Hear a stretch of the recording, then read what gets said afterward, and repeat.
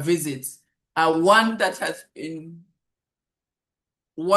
been set, organized for display by anyone else, by everybody who feels like, oh, I can set up. For example, and I'm not demeaning what used to happen, we have bomas of Kenya in Nairobi, where you can go and have a showcase of the different communities in Nairobi. But the person who is presenting to you the Luo culture or the Luhya culture or another culture is the same person who talked to you about the Maasai culture. They are doing a presentation. Out of that presentation, you cannot build a relationship. You cannot say that now I can relate with the Maasai, I can relate with the Luo, I can relate with the Luhya. Yeah. That is the difference. Authenticity is also about relationships that we build when we engage with anything that is authentic, yeah, or an experience that is authentic. We must come to a point where it builds a relationship, so that when I go to a traditional Luo village or Luhya village or Samburu village, or I go to a Turkana village, by the time I leave that place, I must feel a connection with the people, because I met the real persons from that culture and that community. And now I can say, oh, I sat inside a real Manyata, I sat inside a real hut, Turkana hut, and I saw the adornment and I participated in the milking, and it was authentic because it was right there where the people live, where they're sharing their culture, right? And whatever I then engage with also leaves an impact in that community or in the persons that I have engaged with. So authenticity must come with something relational. It must build relationals, and it must leave a positive impact, so that even the communities that we are talking to, I'm making a lot of reference to authenticity and culture. They must understand that this was not about exploitation. It was a willing, again, relationship. I was willing to host them, and they were willing to experience what I have, so that at the end of the day, nobody feels used or abused. Yeah, even the places that we have visited are not abused by our visits in those places. Our interactions are relational, and they build strong, lasting relations. Allow me, as I finish in my last slides, to talk about revisit the issue of why there is skepticism, right? Why there is skepticism. Why do travelers and industry stakeholders question authenticity? Why do academics question authenticity? Why is it so questioned today? And there's so much literature around authenticity. I think the reason is that it's the narrative that has been used. It's been used, the word has been mentioned, but when people who bought onto something believing that it was authentic because the word was used, so because you have described your experience as authentic doesn't make it authentic. And I know Sham is going to tell us in her presentation what she considers authentic and why they are authentic. So there has been over-commercialization. The term has been used so much that now everybody uses it as a buzzword to attract visitors without offering the opportunity or the actual experience that builds relationships, right? That creates impact, that leaves both the interacting parties feeling good about the interaction that they have had together. But when one party is doing it out of coercion, or they're doing it because they need the money from it, or they're doing it, somebody else is doing it because it is a buzzword, and I'm going to tell my guests that you will have an authentic experience. You're sending your guests for an authentic experience to a place where you yourself does not have a relationship with the community. How can that relationship be authentic? How can we even have a relationship when you have just a commercial piece of paper that says, go to this place, but apart from the people you're going to do not even know that your company exists. Apart from the visitors you take there, you've never stopped to have a conversation with them. Remember, we talked about authenticity being relational and building relationships. So when it doesn't do those things, We have got to get somebody. We've got a hacker. We've got to get somebody out. Hands up, check it out. Yeah. When those things don't happen, be on the lookout, guys. I've seen some things on my screen. If we need to stop the presentation, I will stop it for a bit and then we will continue. I will stop sharing. We have to check who is with us and whatever it is that they're trying to do. Okay, I stopped my presentation because I have noticed something funny going on with my presentation. So I was talking about the skepticism. It comes from over-commercialization. It comes from performative culture displays, where we have seen a lot of performance that has become discouraging because anybody is performing everything and trying to pass it on as authentic. So those ones have created skepticism. Also, the copy-paste itineraries that I have talked about. You copy and paste what Sham has provided, but you don't understand to the extent to which Sham created that experience and how she delivers it. So copy and paste has caused skepticism in the industry when it comes to matters authenticity. So how can we restore the confidence? And that's what Sham is going to talk to us about. How do you restore confidence in authenticity so that when you talk to your guests and tell them that an experience is authentic, they will not have many questions, but they understand exactly what it is that you are talking about. Today, restoration of authenticity has to be done through transparent storytelling, credible, transparent storytelling, right? And I say that if your hosts do not know you, there's no relationship. Yeah, we cannot even talk about storytelling, right? We also know that one of the ways we restore confidence in authentic experiences is when we co-design with community-led design. Co-designing with our communities helps to restore confidence and take care of all the issues of dilution and begin to rebuild trust. Then when we share the impact with the people, we understand the impact and share it with the people that we are collaborating with, or where we take our guests for experiences and write those, share with them, give them feedback, are able to measure the quality of the experience, right? Then we can say that we have authentic experiences. Yes, so if you are in tourism and you are sharing, you are curating experiences, today is your chance to learn about curating authentic experiences. I have just mentioned to you that storytelling,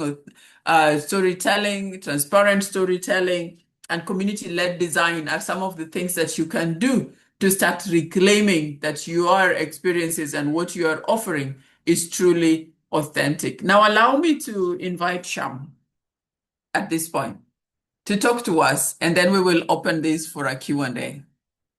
Thank you, Sham, for coming. Hello. I know your company was introduced, but please feel free to reintroduce yourself. Thank you so much for having me. It is a pleasure to be here. You know how much I look up to you, Judy. And Judy is such a force in this space. So to be hosting this webinar with Judy is a complete pleasure. Thank you. Thank you. Would you like me to start the presentation? Share my screen? Yes, you can. I think you're a co-host. You can share. Yes.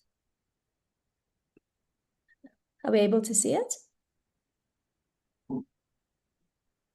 So are you able to see it? Because from my end. Yeah. Yes. Can we see the screen? Yes. Yes, Okay. Sham. Perfect. Awesome. So once again, thank you for having me. I am the founder of Travel4Purpose, and I'd really like this space to be fun and interactive, this presentation. So please, I'll ask you a few questions throughout the presentation. Let's use the chat to make this fun, learn together, and be inspired together as well. So Awesome. I founded Travel for Purpose just over 5 years ago. And the main reason of starting Travel for Purpose is because I was exposed to the negative impact that travel brings. And I certainly didn't want that for my own home, which is Kenya. So, yeah, I decided to start Travel for Purpose and take tourism from a different angle, ensuring that we're creating a positive impact. And we'll go into a little bit more of that in a little bit. So, what are we trying to achieve? We have obviously our mission statement. Our values are based on community empowerment, ensuring that all our experiences are personalized and purpose-led. So, ensuring we know the traveler's purpose and we're aligning to that. Positively impactful, of course, and local Kenyan ownership. So beyond the company and travel for purpose, it's about who we're working with. So trying to work with as many accommodations that are locally owned and other people that fit into this whole jigsaw puzzle. So our vision is to be Kenya's leading sustainable and purpose-driven travel platform, and curating just trips of a lifetime while ensuring that the communities and the country and the environment are benefiting as well. Okay, so my first question. What percentage of tourism revenue do you think stays within Kenya? So people that are travelers that are paying for their trips to Kenya, what percentage of that stays within the country? I actually can't see the chat, so I might have to stop sharing and you can just put in a number onto the I'll chat. check the chat for you. Oh, perfect. Okay, you can speak out loud then.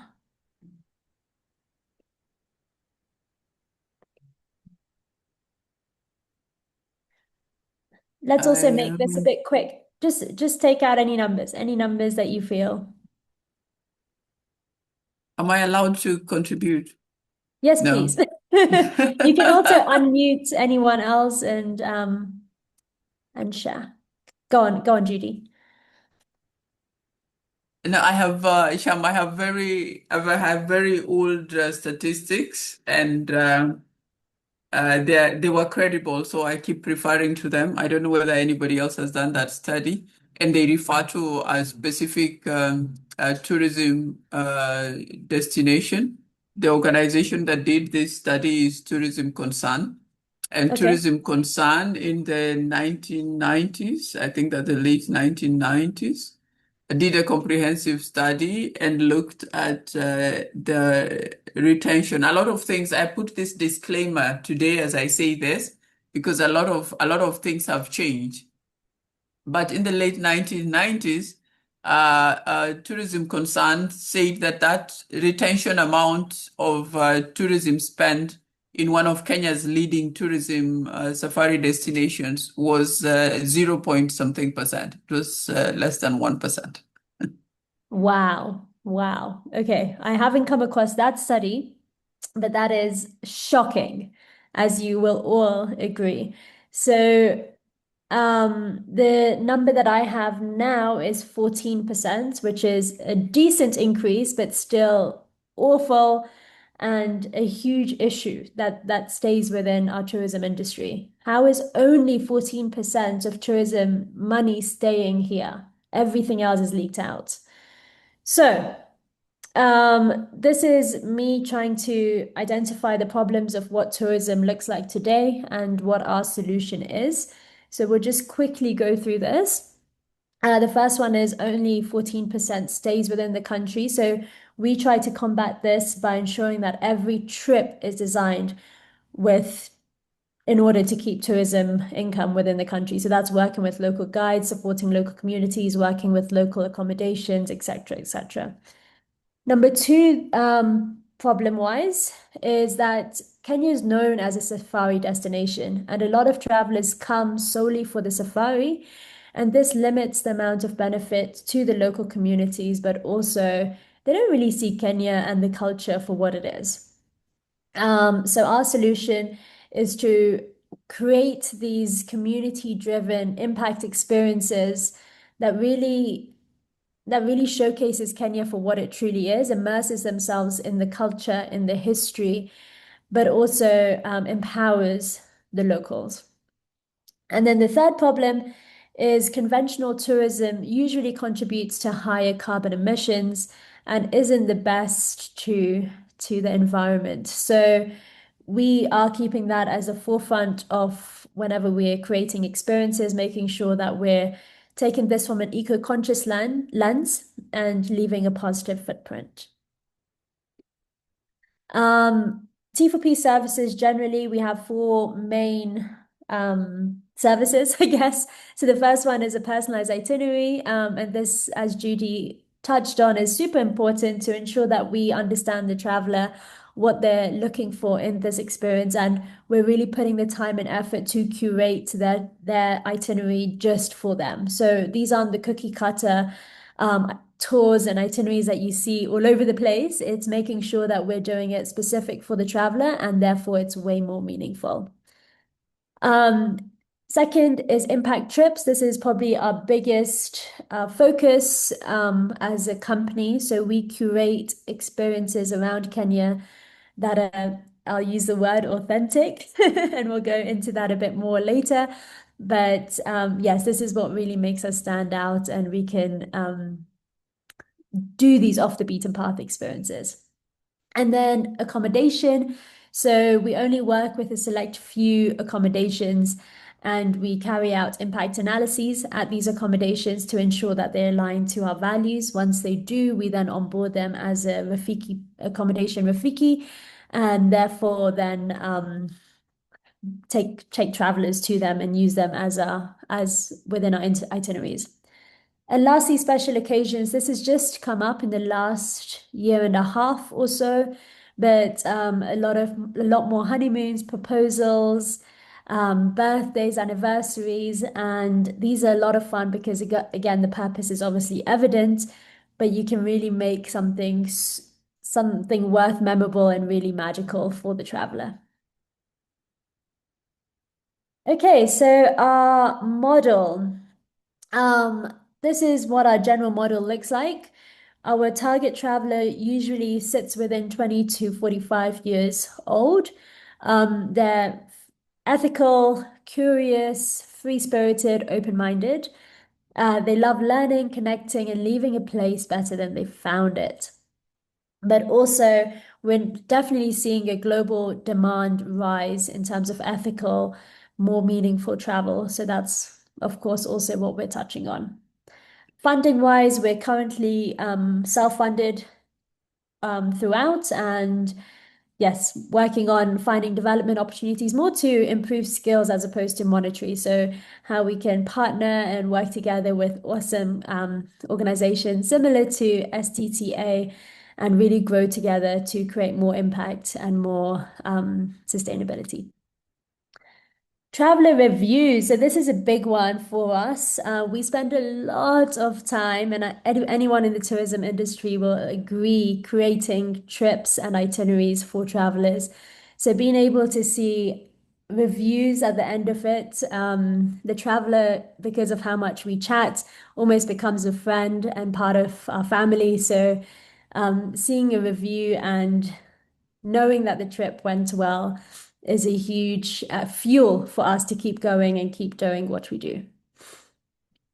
Technology. So technology is a big one.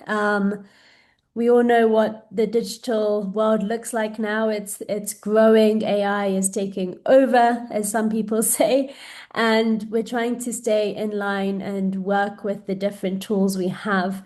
A lot of Kenyan companies, travel companies, actually don't have much digital presence, and I think this is a huge factor and huge opportunity loss. So we do try to work with our digital platforms, but also things like impact tracking, data logging, understanding the increase and impact we're having, etc., is really important.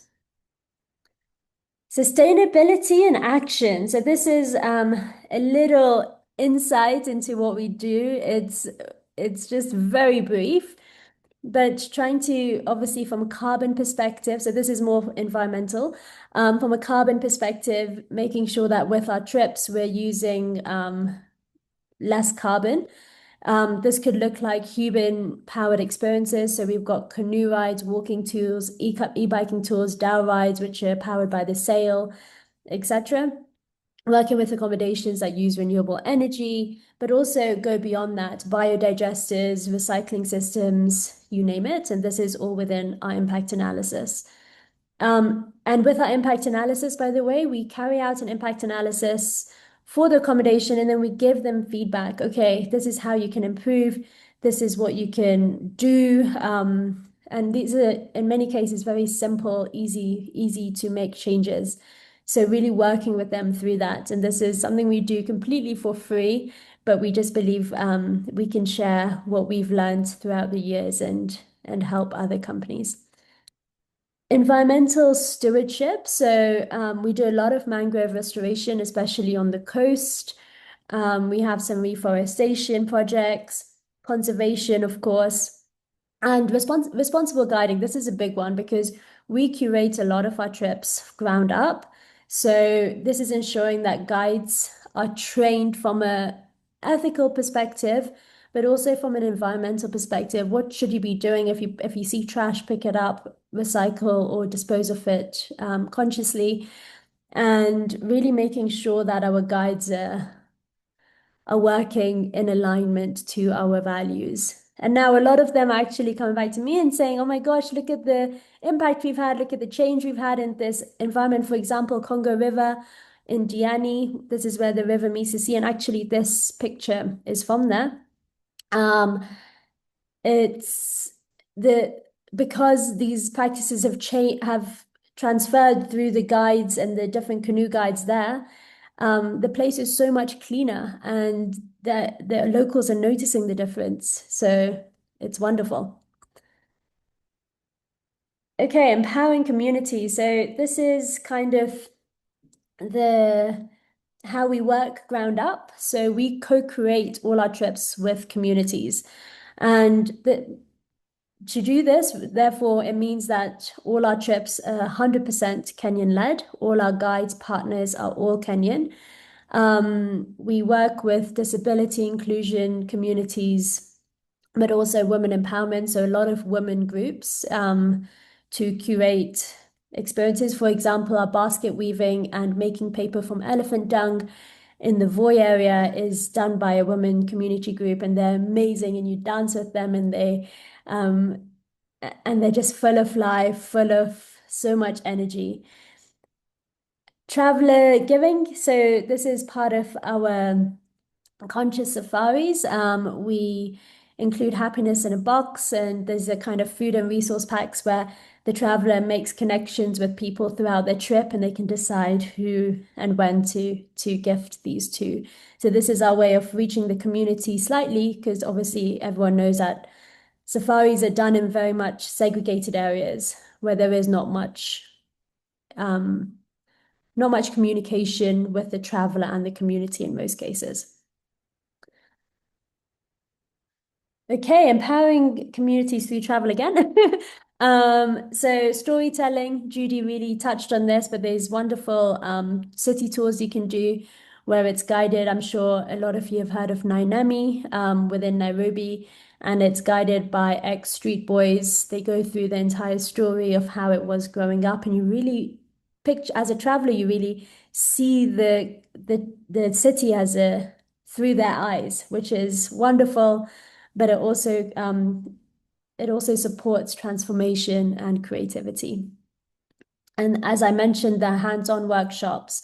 So we have a lot of hands-on workshops. We think this is a great way for the traveler and the local to mutually learn and to mutually sit and see what conversation comes up, as opposed to entertainment. So an act of showcasing, it's an act of working together on something. So this really helps to preserve culture within craftsmanship, but also promotes mutual learning and relationship building. So right now we empower over 55 communities around Kenya, and we hope that this will continue growing and we can keep creating partnerships and supporting more and more communities. So as I mentioned, guides are very, very important, and our guides are the core of our business. It's who the traveler interacts with when they're on ground in Kenya. And yeah, it is out the face of our business. So each of our guides have incredible stories, which I can't go into all of them now, but I can give you an example. So Harrison and Naima, they are our village experience guides in Meadow Creek, which is just about 20 minutes from Watamu. So we realized a lot of people are coming to the coast and they're staying within the four walls of the hotel. They're not experiencing true Kenyan, true culture. The Kenyan coast people are amazing. They're so wonderful, but they're not experiencing this. So we curated a bunch of experiences where it's very easy for them to come out of their hotel and to interact and immerse themselves in a really meaningful experience. So this village experience is an example of that. And they're the Giriama tribe, and they come from a generation of fishermen. So I met Harrison while he was fishing one day, and we spoke. And yeah, I was like, would you be able to take travelers out on the canoe? Because you obviously know this place and the ecosystem so well. You have so much knowledge. His English was good. And we came up with the entire vision of what this could look like, but we also included a local Swahili cooking class, learning how to make makuti roofs with the dried palm leaves, and learning how to climb coconut trees. So, really immersive day in a local village where you can really, where the traveler leaves.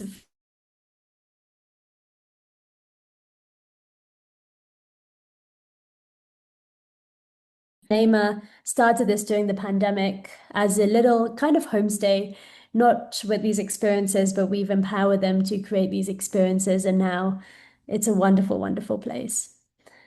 Tyson is one of our guides in Mombasa. He is full of energy, full of charisma, and he used to be a truck driver.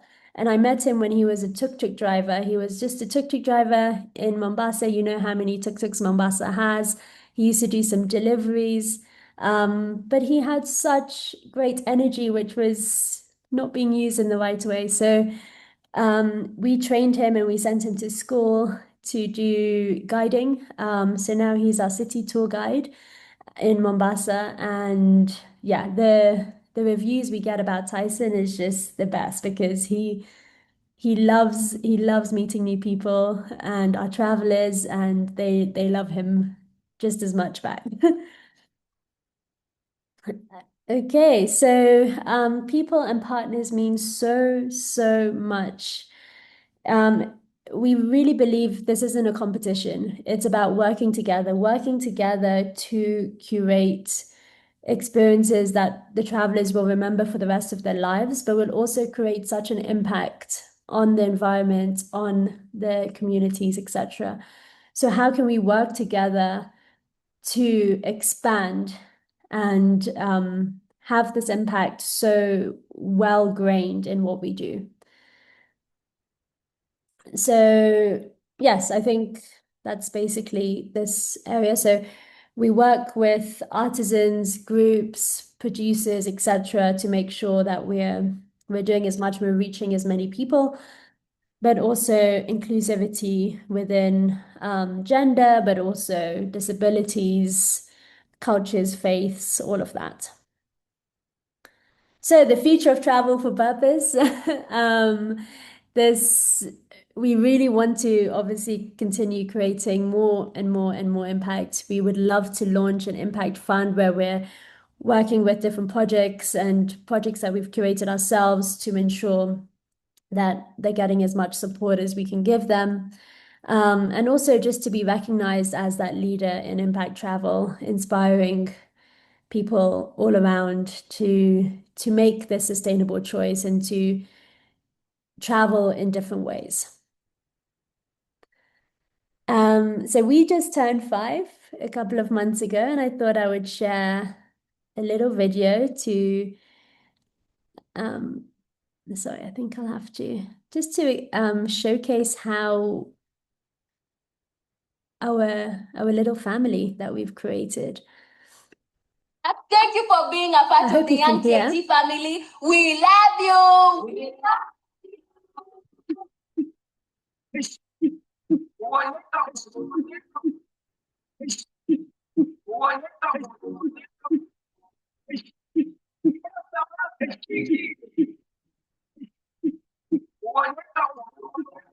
Jerusalem, ikayalami, ilondoloze. Jambo guys, happy birthday Travel for Purpose, 5 years now. So Travel for Purpose is very nice. It has connected us with people from all over the world.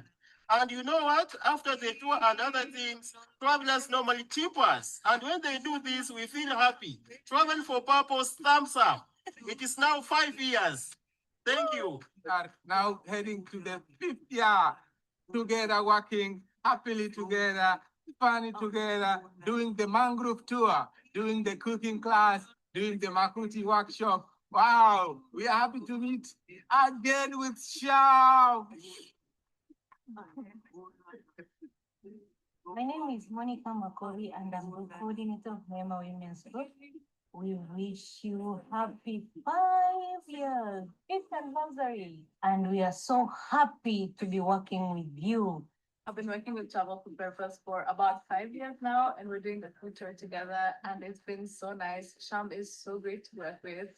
All of the guests that we've had as well have been really fun, very interesting people, and I'm just so glad that we get to have this experience.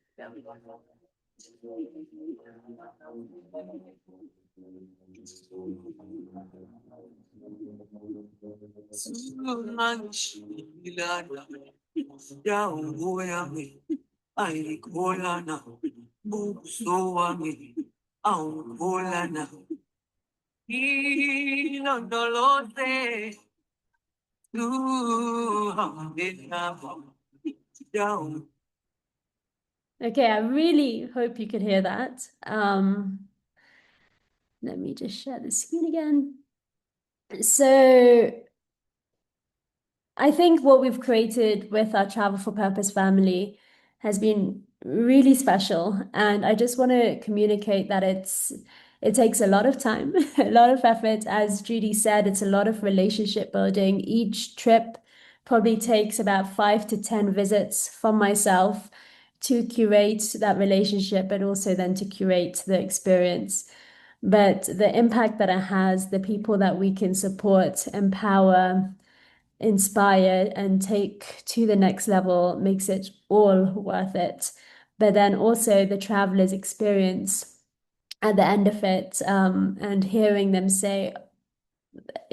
actually say people's names within our partners and share their stories, just realize how much change you're creating. So yes, I'm always open to chatting and to working with like-minded people, and yeah, just having great conversations, because this is what it's about. It's about working together and creating amazing things together. Creating magic is what I like to say. So I've tried to keep it as brief as possible so we can have a little bit of a discussion. Judy, I hope that's okay. And I hope you could hear me okay as well. My Wi-Fi is up and down No, slightly. we could hear you very clearly, Sham. Thank you so much for inspiring all of us who are here this morning, listening through your presentation of Travel4Purpose and what you stand for and how you curate authentic experiences. Those who are listening with me, together with me, we can tell if you are taking notes. There are certain words that emerged which when we put together, if we put these words together, then we can say that that experience is authentic. And right from the beginning, you used the words relational, you used the words personalized, you used the words impact, you used the words community co-creation, you mentioned the word local culture, you mentioned terms like respect, thoughtful, ethical, learning, connecting, curiosity, feedback. You mentioned storytelling. You've mentioned responsibility. When we look at all this and deep community engagement and relations, when we look at all this, if any one of us is here today and is wondering, oh, how do you come up? How do you describe an authentic experience? I just want to summarize it to you all in those words, that that's what makes it authentic. That's what makes it's personalized. It's about the place. It's about knowing the people of place, engaging the people of place, working with them. I listened to you and I asked myself, how many of us know of conventional tour operators who go to destinations when they have started their companies to look for a local guide? Most of us just want to poach a guide from the other tour company, yeah, without knowing their connection with the place.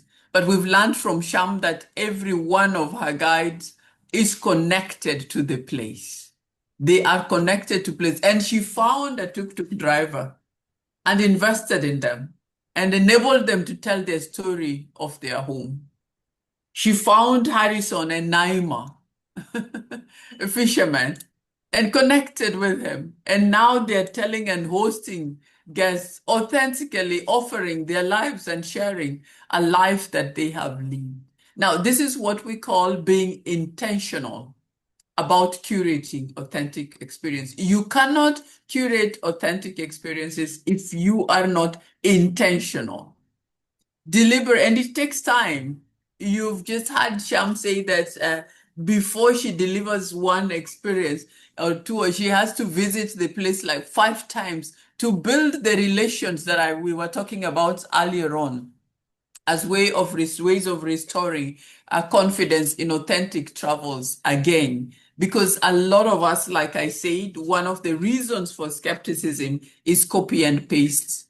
We've got an industry that is full of copy and paste. Nobody wants to sit down and come up with something. Nobody wants to identify Naima or Tyson or Harrison.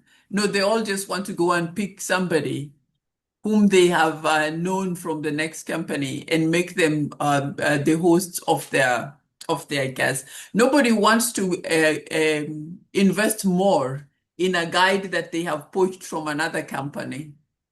Yeah, and to be a responsible guide is not guesswork. It's not guesswork. There's a lot of learning that has to happen. There's a lot of relearning and unlearning that has to happen for a guide to be a responsible guide. I know for sure because I have spoken to trainers who have told me we train guides in the conventional knowledge of place and things, right? But they're not deeply rooted in the histories of place and the knowledge of the life of place. They have the generic knowledge about place and generic knowledge about how to present a thing or how to present an object or how to present a story. So to find a guide and train them to become a responsible guide, you've got to invest in them and to train them. Because like we said, storytelling is part of the authenticity that we find in curated experiences. And I believe that this conversation with Sham, it's going to be available online. It's recorded. It's going to be on our YouTube channel.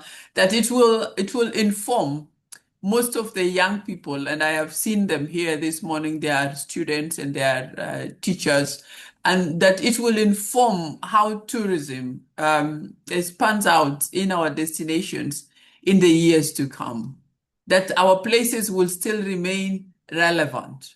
Because there are people that think that it's, like you say, because guests come and stay inside a hotel at the coast, everybody says that, oh, the product at the coast is an old product. It's an old product because you're still selling your guests 5 days on the beach and a full board experience. You don't allow them to go out and see what else is available in their communities. So yes, yeah, 5 days going to the beach in the morning and in the afternoon and having an afternoon cocktail and an all-inclusive local drinks.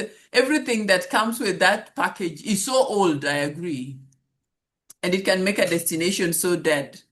But here is Sham operating in a destination that was considered the coast product so that, and you are able to curate new things together with places. I think this is a future of tourism that we are looking for. Sham and I have spoken for the last hour. Now we want to invite you to ask your questions. There were some questions that was asked earlier on, and I will ask my colleague to post them, some of them on the chart so that Sham can look at them. I think Sham has already answered the questions around. If you have a question on what is your model, what is the model for travel for a purpose, I think Sham has already told us what the model is, that it is all driven by purpose and it is all driven by passion. And that the model is about asking, engaging, building relationships. It's about empowering host communities. It's about empowering the people of place.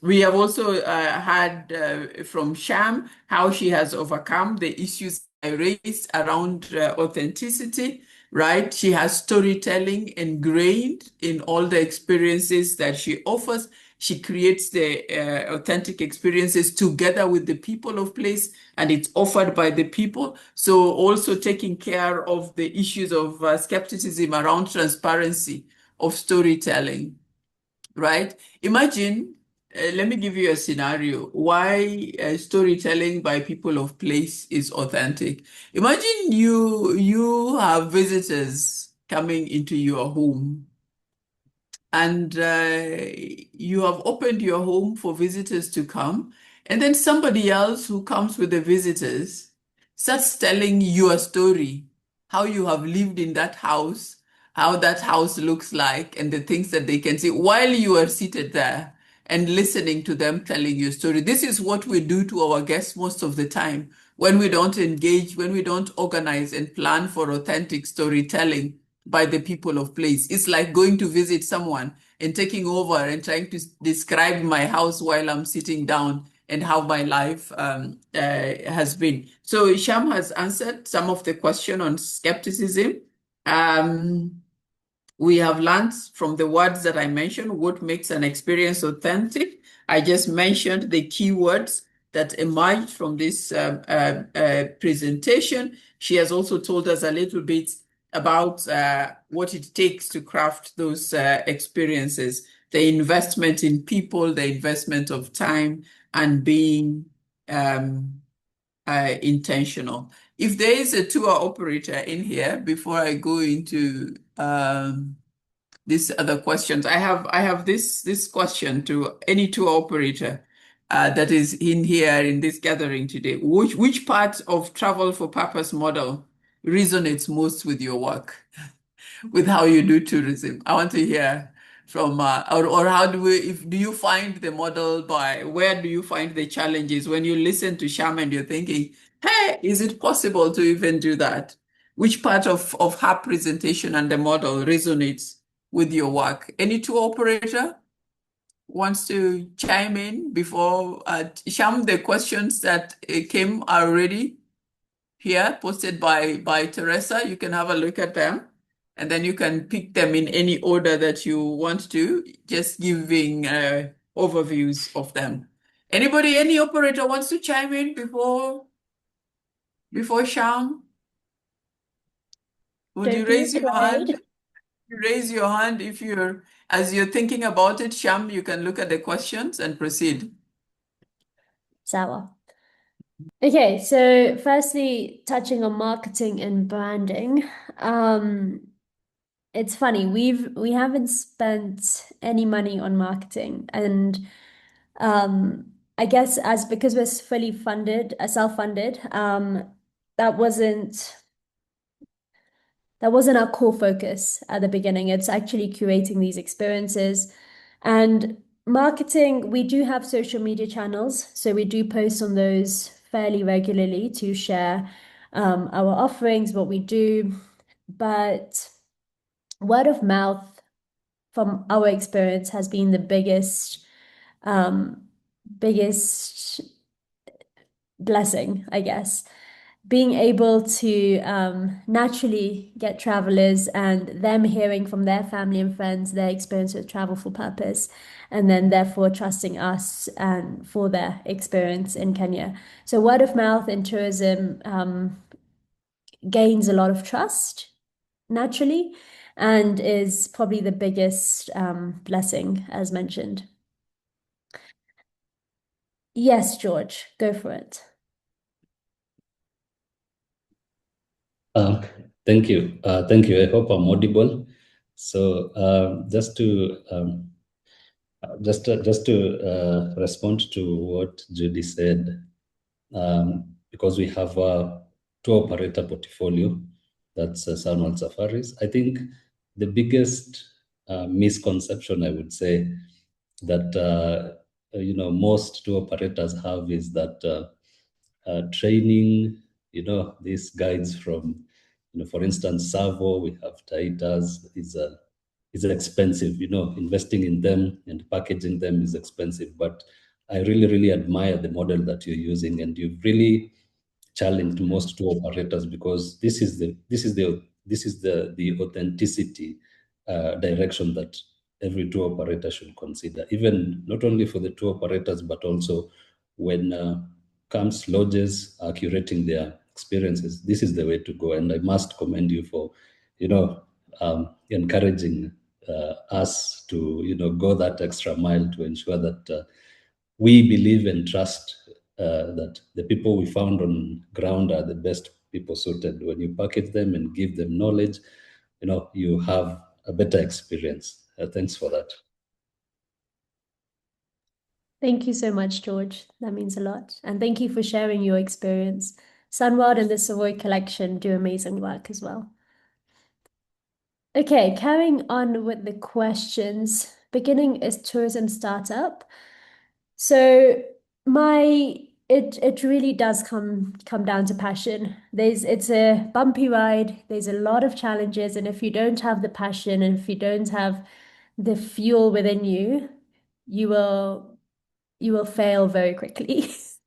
You have to realize the bigger picture and understand the impact being created, and that's your fuel. So how can someone identify their true passion if they feel lost or confused? I think just trying different spaces. See where you feel most alive, see where you feel most lighted up, and see where you really will go beyond to make a difference. How can students turn their passion for tourism into purposeful and sustainable careers? What skills are needed?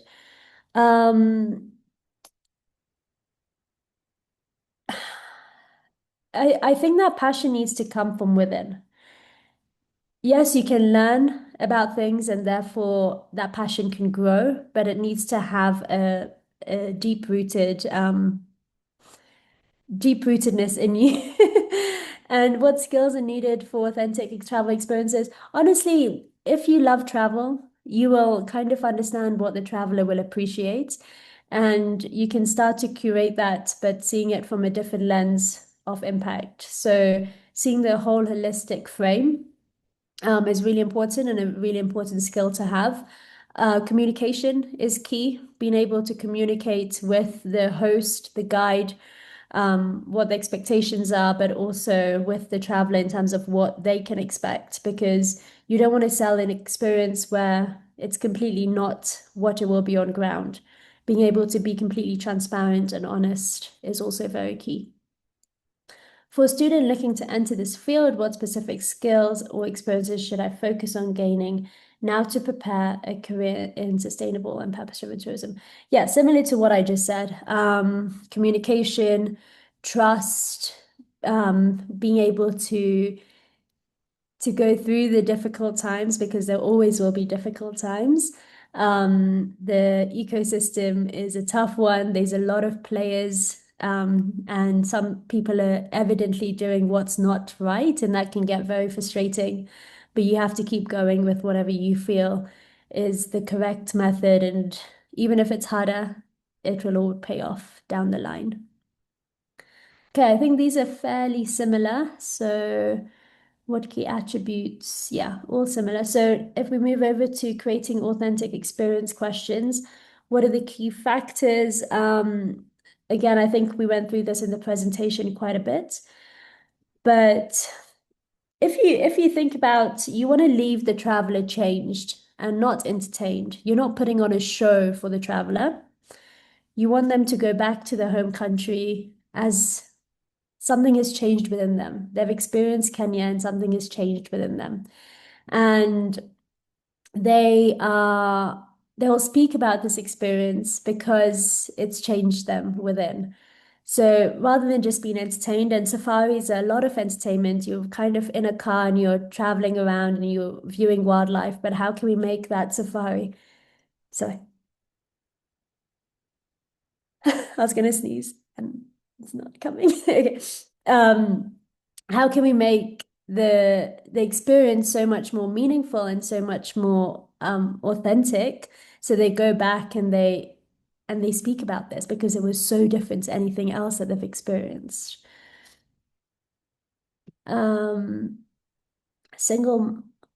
Hi, Sham. What do you wish you had in place before your 5 years journey with Travel4Purpose? If I'm to make a step myself, funding strategy, what controls and risks can I look into to maintain money, track, and impact without losing control? Yes, it's a very good question, Mercy. Thank you so much.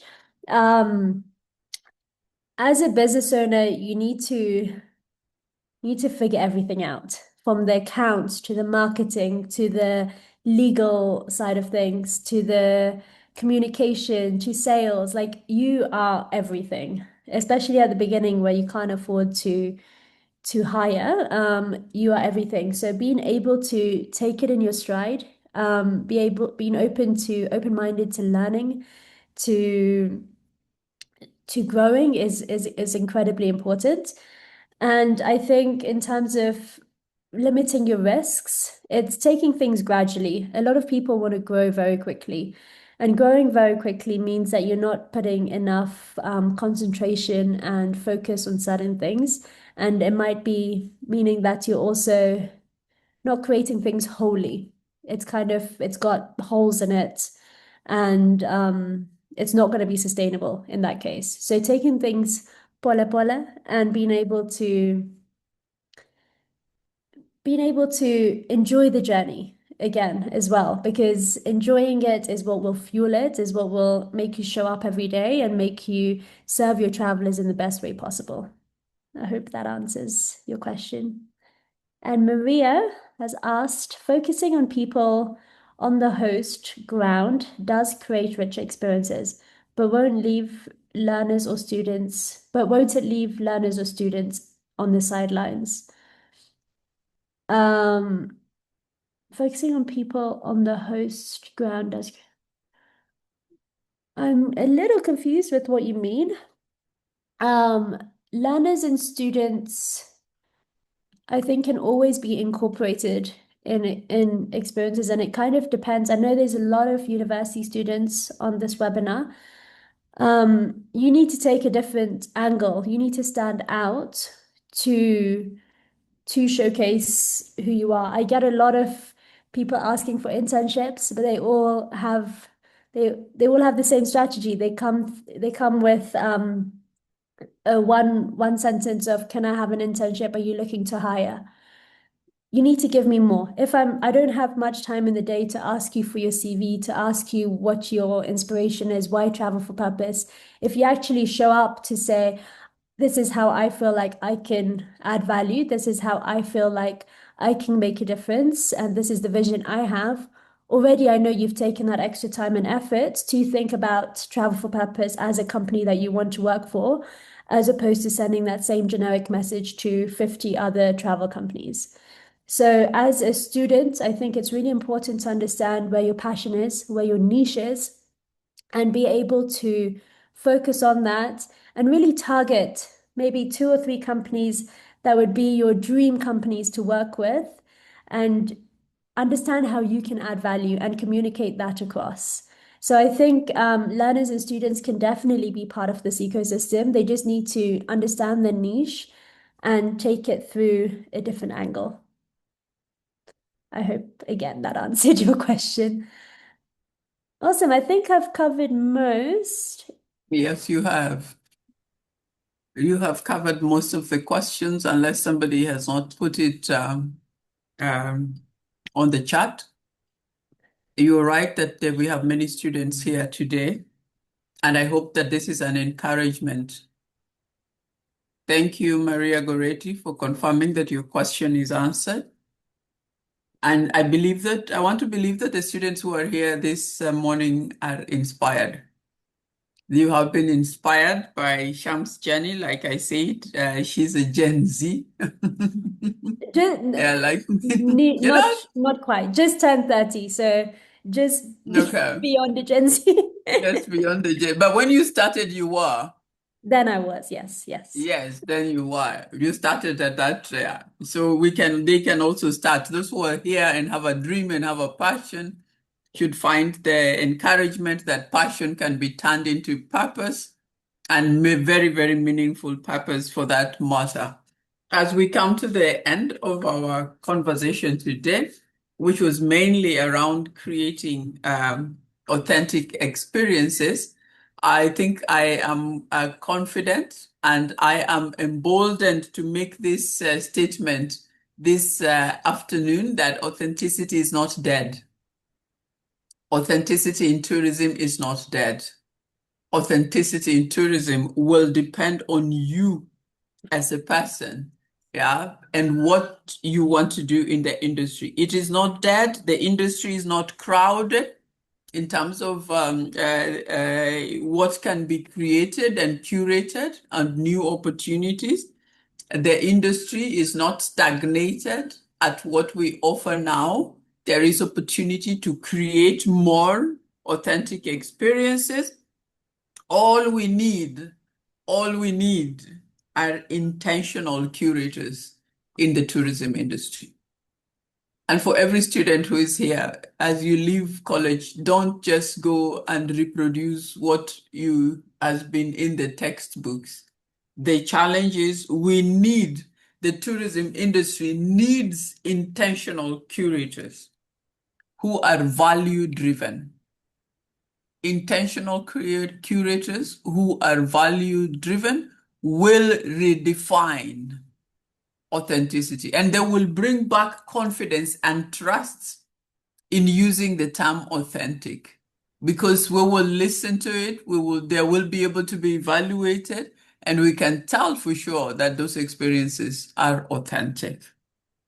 So being intentional and being value-driven are important ingredients for curating authentic experiences, alongside everything else that we have said, working with the communities, empowering them to tell their stories, educating travelers about respect for places, working with the communities to empower them in the places where they are, and using what community has. Not always coming up with what we have and imposing it on the communities.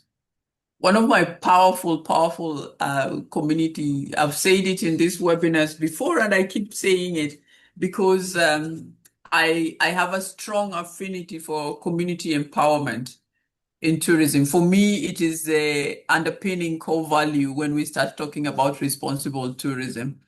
But I'm also one of those who say that it cannot be unstructured and it cannot be guesswork. And so I even liked it, Sham. I liked it so much when I saw numbers, measurement numbers, when you mentioned the number of carbon that has been removed by using canoes, and it is there, 6,671.28 kgs. I noticed those kind of stuff. I noticed. Yeah, it is measurable.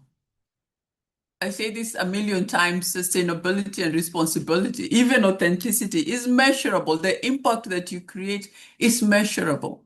If you're only able to say it in narratives without presenting even one measurable number, even by just listening to Sham here, I already counted that. I already counted Tyson, Harrison, and Naima. I said local employment created. I don't know. I know you have not mentioned all of them, but they're numbers that we can mention them and we can bring them forth. That it has already been done. The number of trips and being so intentional to the extent that you are able to share with us that, look, I'm looking forward to grow in this direction. I'm looking forward to grow in this number of community initiatives. People don't measure their growth. They don't even plan, even companies that are responsible. Today, if you ask them, how do you want to grow in your relationship with communities? They have no numbers. Sham, but I saw numbers. The number of community initiatives that you want as the number of guests are growing or experiences are growing to 11,000, if I'm not wrong, you are also intentional about the number of connections with community that are growing, right? And I am saying this for the interest of all those who want to come forth and think about setting up responsible companies, that it is about accountability. There's a lot about accountability that is in there. And you must, when you start, you will not have to copy and paste what already exists, because that is not being intentional. Being intentional is curating your things from the ground. And only then shall we restore confidence in authenticity. Thank you so much, everyone, for coming. I hope we have not locked any question out. We have come to the hour. Yeah. Thank you all for your good comments. We have seen your comments here. Thank you for joining us, and thank you, Sham. We appreciate you for willing to share your story so that you could inspire other young people who want to come into this space, and just giving guidance on how they can set themselves apart and how they can be unique. Thank you again, everyone. I will ask now my administrators to give us guidance. I know they want us to take a group screenshot, or they've already taken them before. They will guide me. And normally how we do this is that we ask everybody to, if you can, you put on your video. If you can, you put on your video. If not, we still respect you. Yeah. And by putting it on or by being here, you have given us the okay to be able to use this purely for promoting responsible tourism conversations. That's the only reason we ask you of it. Thank you for those who've been able. So my crew and team will let me know when they are done with this. Yeah, it's nice to see your faces. It's nice to see your faces. Thank you, Simon, George, Michelle. Yeah, Nicole, thank you. Right? You've been here many years from Seychelles. Hi.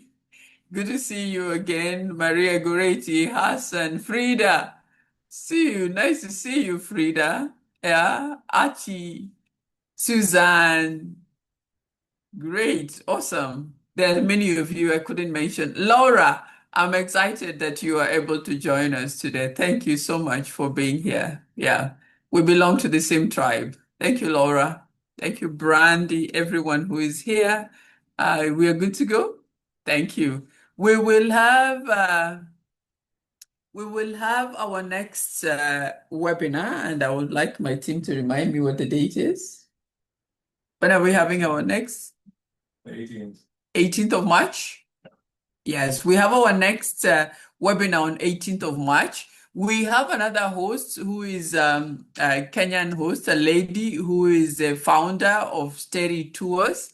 And STTA Tours, just like Travel for Purpose, is so committed to building relationships with communities and curating authentic experiences for their guests. They go beyond the beaten path. Every day your 3 nights, 2 day safari, and they're able to still convince their guests to go on those unbeaten paths. And so we will have our guest here on that day, and she will be talking to us about her journey as well. We are trying to inspire as many of us to know that there are opportunities of tourism that are available, yeah, that you can actually work with. So thanks everyone for coming and for allowing us to speak to you. Thank you again so much, Sham. Appreciate it. And there was a link on the chat. Sustainable Tourism Africa Summit 2026 is coming, and we are going to Naivasha. We all know the story of that lake and Lake Nakuru, climates affected by climate change, the floodings that have been happening there. And one of our core conversations will be impact of climate change in tourism. Yeah, and what is being done and what can be done to secure destinations like Lake Naivasha and Lake Nakuru against the impacts of climate change. But also very important, we have a special workshop on authentic storytelling because it's emerging. It's the new way of saying guiding, authentic storytelling. And I have my very good friend, Elisa from the UK, but originally from Brazil, who is coming to talk to us about authentic storytelling. What does it look like? How do you curate those experiences and package them into stories that bring meaning and transform people? How do you change from marketing to storytelling? A lot of us are still doing information and marketing, but it is time to shift to storytelling. So please tell a friend to tell a friend that it is time to learn new skills. And this workshop, really, you cannot miss it. It's the way the industry is going. Whatever you're packaging in tourism today, you must be able to tell the story. So welcome to STARS 2026. You can find a lot of the information online as well. We may just have 1 or 2 scholarships for students like we have had in the past. I think we have 2 scholarships for students, and we will be observing to see which students are engaged, are interested, are asking, and are doing things. So bye, everyone. I know I can start a whole new conversation from here, but thank you for coming. It was valuable for us to co-host you together with Sham this morning. Have a blessed day and the rest of the week. Bye for now. Thank you. Thank you, Sham. Thank you, everyone. Thank you. We have seen your comments. We appreciate them, all of them. Thank you very much. Thank you. Thank you so much, everyone.